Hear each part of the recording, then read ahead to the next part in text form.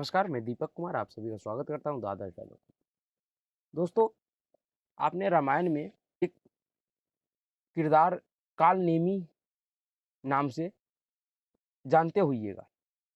दरअसल रामायण में वो काल नेमी जो था, वो रावण का भेजा हुआ एक राक्षस था जो संत के भेष में हनुमान जी का रास्ता रोक रहा था, क्योंकि हनुमान जी संजीवनी बूटी लाने के लिए मंदिराचल पर्वत पे जा रहे थे, जहाँ से उन्हें संजीवनी लेके युद्ध भूमि में पहुँचना था, जहाँ लक्ष्मण जी मूर्छित पड़े थे। तो वो जो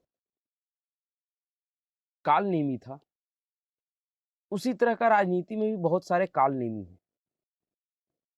जी हाँ, आप राजनीति के काल नेमियों को अगर थोड़ा-सा अगर आप न्यूज़ में इंटरेस्ट रखते होइएगा, न्यूज़ टीवी देखते होइएगा या राजनीति में आपका इंटरेस्ट होगा, तो आप इन काल नेमियों को बहुत आसान तरीके से पहचान सकते हैं। और उसी तरह का काल नेमी उत्तर प्रदेश में जो वर्तमान में विपक्षी दल है, समाजवादी पार्टी एवं उनके नेता है। दरअसल उनका जो व्यवहार है वो सेम उस काल नेमी की तरह है, जो अंदर से तो कुछ और है, पर बाहर से दिखाने की कोशिश कुछ और कर रहे हैं। और मैं ऐसा क्यों कह रहा हूँ? मैं ऐसा इसलिए कह रहा हूँ कि आज उत्तर प्रदेश की राजधानी लखनऊ में समाजवादी पार्टी के विधायकों की बैठक हो रही थी, जो आज खत्म हुई है। उसमें कुछ निर्णय लिए गए हैं और वो निर्णय क्या लिया गया, ऐसे बहुत सारे निर्णय लिया गया, लेकिन उसमें जो एक और निर्णय लिया गया, उस पे हम चर्चा करेंगे।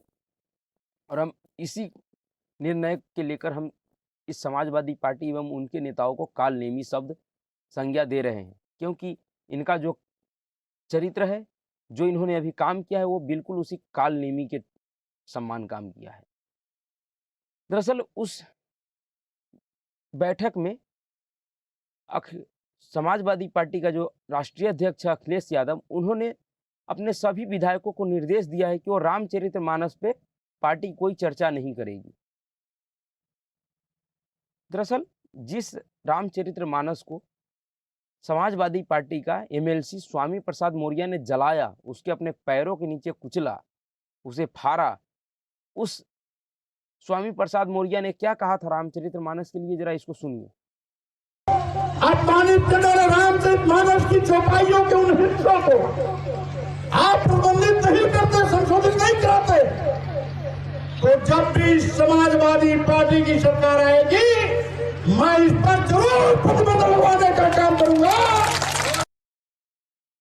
वो कह रहे हैं कि अगर यह सरकार रामचरितमानस पे प्रतिबंध नहीं लगाती है, तो अगर जिस दिन समाजवादी पार्टी की सरकार बना, तो हम उस दिन रामचरितमानस के ऊपर प्रतिबंध लगाएंगे।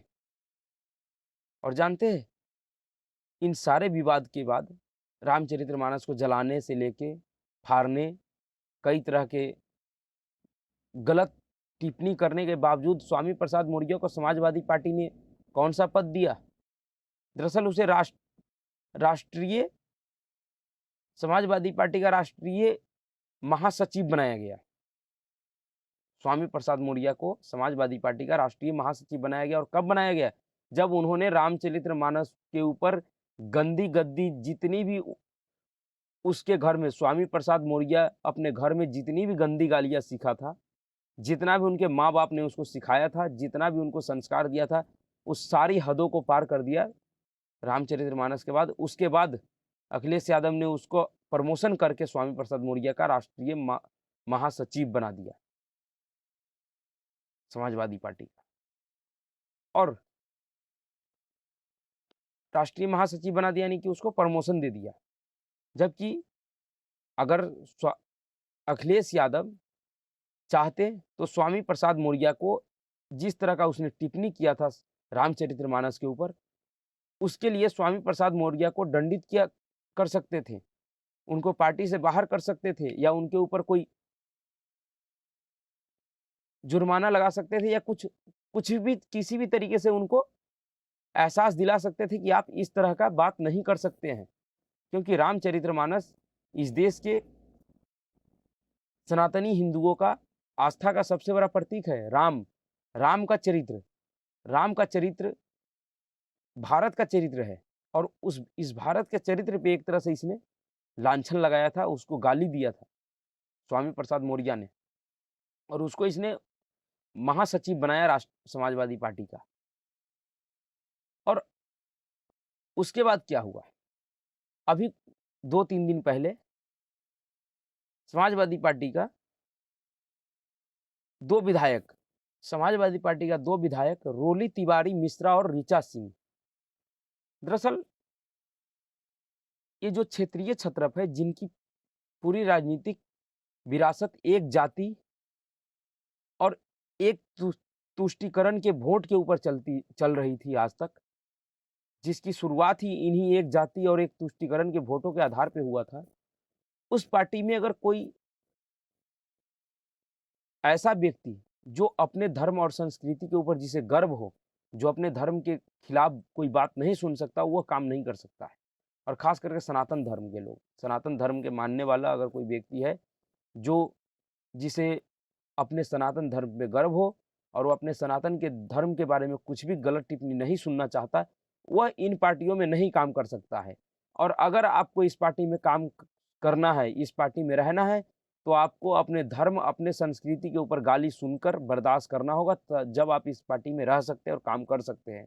और यह साबित किया है समाजवादी पार्टी और अखिलेश यादव ने, क्योंकि जो स्वामी प्रसाद मौर्य खुल के रामचरित्र का विरोध किया, रामचरित्र के उसके प्रतियों को जलवाया अपने समर्थकों से, उसको अपने पैरों के तले कुचलवाया, उस स्वामी प्रसाद मौर्य को अखिलेश यादव ने प्रमोशन देकर महासचिव बना दिया।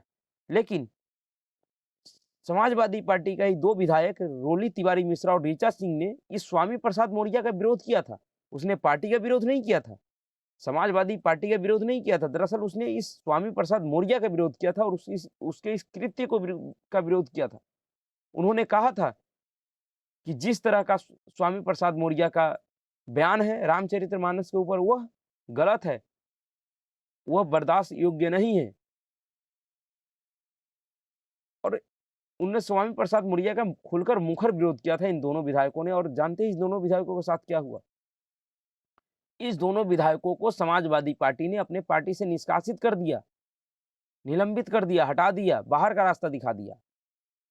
जिस समाजवादी पार्टी को स्वामी प्रसाद मौर्य को निलंबित करना चाहिए था, बाहर करना चाहिए था, तुष्टीकरण के वोट एवं एक जाति समूह के वोट के लिए उस स्वामी प्रसाद मौर्य के ऊपर कार्रवाई न करके उसके बयान का विरोध करने वाले ऋचा सिंह और रोली तिवारी मिश्रा का इन्होंने पार्टी से काम तमाम कर दिया। बाहर किसे निकालना चाहिए था और निकाल दिया किसे? दरअसल रोली तिवारी मिश्रा और ऋचा सिंह को अखिलेश यादव अपने पार्टी से बाहर निकाल के इस देश के उन तमाम सनातनी हिंदुओं को यह साफ संदेश दिया है कि हम तुष्टीकरण के वोट से समझौता नहीं कर सकते। हमारे लिए सबसे ज्यादा प्राथमिकता में वही वोट है जिसकी वजह से हमारे पापा ने कार सेवकों पे गोलियां चलवाया था। और उन्हें खुल के कहा था कि अगर और चलाना होता तो हम और गोली चलवाते हैं। इसीलिए कहता है कि राम विरोधियों का क्या हाल होगा इस देश में। आप दरअसल यह ऐसे नेता हैं जिनका अपना काबिलियत कुछ भी नहीं है। इनको ये पूरी राजनीतिक विरासत इनके बाप दादाओं का बनाया हुआ है, जो इनको सीधे सीधे इनके हाथ में थाली में सजा के मिल गया। ना ही इनके पास कोई सामाजिक अनुभव है, ना ही इनके पास कोई राजनीतिक अनुभव है। और इन लोगों का चाहे उत्तर प्रदेश में समाजवादी पार्टी हो या बिहार में आरजेडी हो, इन दोनों पार्टियों का चरित्र एक है और राजनीति करने का तरीका भी एक है और इनके पार्टी का जो वोट बैंक है वो भी सेम है, एक है। क्योंकि दोनों राज्य में दोनों पार्टियां एक जाति और एक समूह के वोटों के लिए ही हर चीज करते हैं और करते आए हैं। इनको किसी भी हिंदू से, किसी भी सनातन धर्म से कोई लेना देना नहीं है। अगर अखिलेश यादव काशी विश्वनाथ जाता है तो वो सिर्फ उसी काल नेमी की तरह छद्म भेष में जाते हैं, जिसके ऊपर दिखने के लिए तो कुछ और होता है पर उसके अंदर दिल में कुछ और होता है। नहीं तो ऐसा नहीं हो सकता था। अगर अखिलेश यादव को अपने धर्म पे, और मैं कह रहा हूँ अपने ही धर्म पे नहीं, सभी धर्मों को अगर वो समान मानते और वो ये मानते कि इस देश में सभी धर्मों का सम्मान होना चाहिए, तो वो कार्रवाई स्वामी प्रसाद मौर्य पे करते, ना कि रोली तिवारी मिश्रा और ऋचा सिंह पे। और ऋचा सिंह और रोली तिवारी मिश्रा पे कार्रवाई करके समाजवादी पार्टी ने स्पष्ट किया है कि हम कुछ भी कर सकते हैं पर तुष्टीकरण के वोट से समझौता नहीं कर सकते हैं। क्योंकि इनको पता है कि एक रोली तिवारी को या एक ऋचा सिंह को पार्टी से बाहर निकाल देने से इस देश का सनातनी समाज इतना बेवकूफ है, इतना नशे में है, जातिवाद के नशे में, क्योंकि वो ये समझ ही नहीं पाएंगे कि दरअसल यह टारगेट वो रोली तिवारी और ऋचा सिंह को किए हैं या उसके समाज को किए हैं। क्योंकि पता है सनातन के अंदर बहुत से ऐसे दलाल हैं, राजनीतिक दलाल बैठे हुए हैं, जो अपने समाज को, अपने आस पड़ोस के लोगों को जातिवाद के जहर पिलाकर, जातिवाद के नशे में डाल के उसको वो वोट दिलवा ही देंगे समाजवादी पार्टी। पर अब बदलाव होना शुरू हो गया है और इन जो परिवारवाद की राजनीति करते हुए आए हैं इस देश में, उनका अंत शुरू होना हो गया है। दरअसल महाराष्ट्र से उस परिवारवाद का अंत का शुरुआत हो चुका है, जिन लोगों को राजनीति तस्करी में परोस के मिला था। आज राम विरोध में जब तक महाराष्ट्र में शिवसेना, बाला साहेब ठाकरे हिंदू और हिंदुत्व और राम के समर्थन में रहा, तब तक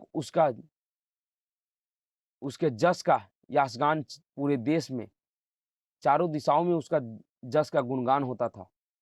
सरकार चाहे महाराष्ट्र में किसी का भी हो, पर बाल ठाकरे का एक अपना ठसक था, एक अपना अंदाज था।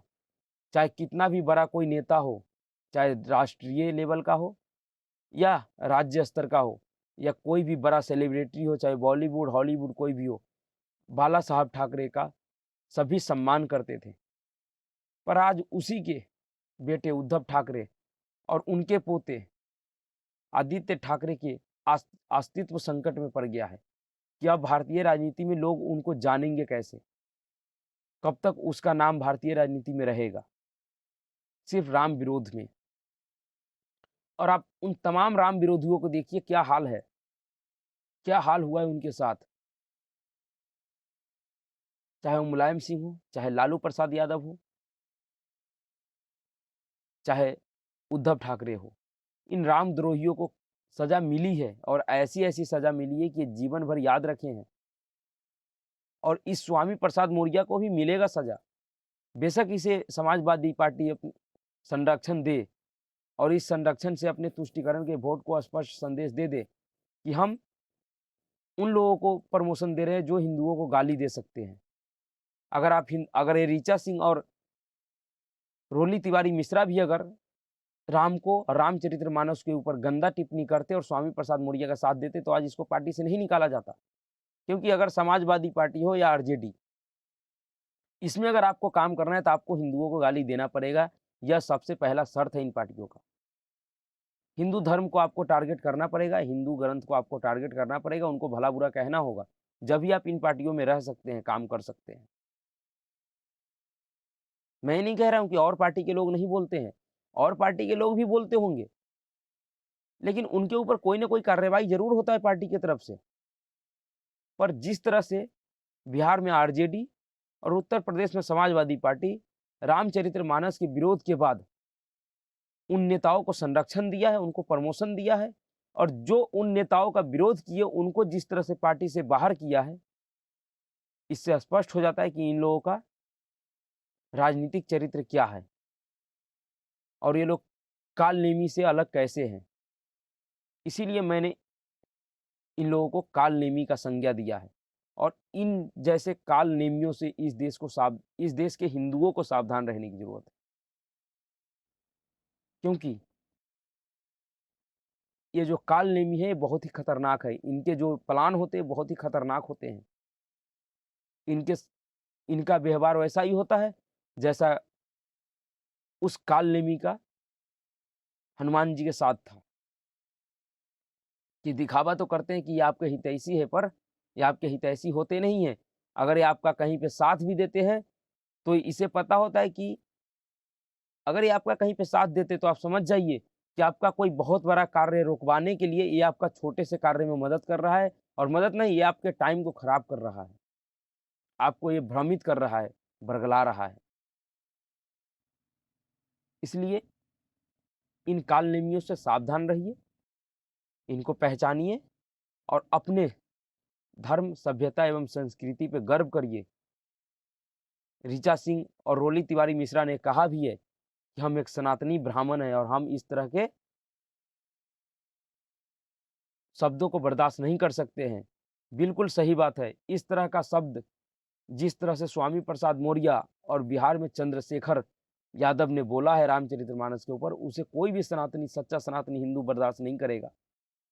और जो उस चीज़ को बर्दाश्त कर रहा है, दरअसल कहीं न कहीं वो लालची, मक्कार इंसान है, जिसको अपने धर्म, सभ्यता, संस्कृति से कोई लेना-देना नहीं, सिर्फ़ उसको अपने पेट, अपने परिवार से लेना-देना है।